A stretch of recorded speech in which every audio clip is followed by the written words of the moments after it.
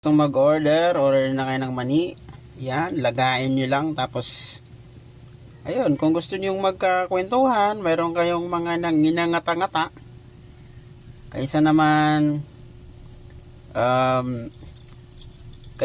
na, tawag dyan, mga junk foods yung kakainin nyo, mani na lang ilaga nyo. Tapos, habang nagkikwentuhan, masarap ang usapan, diba? Kaysa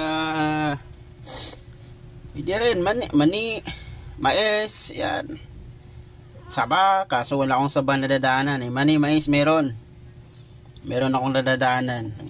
Pwede kayong umorder. Yan, malapit na ata to maluto tong mani na to.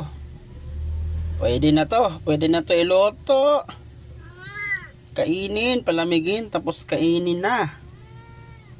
Okay, pwede na yan.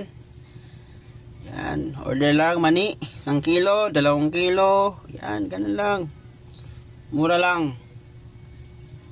Yan, PM me. Thank you. Yun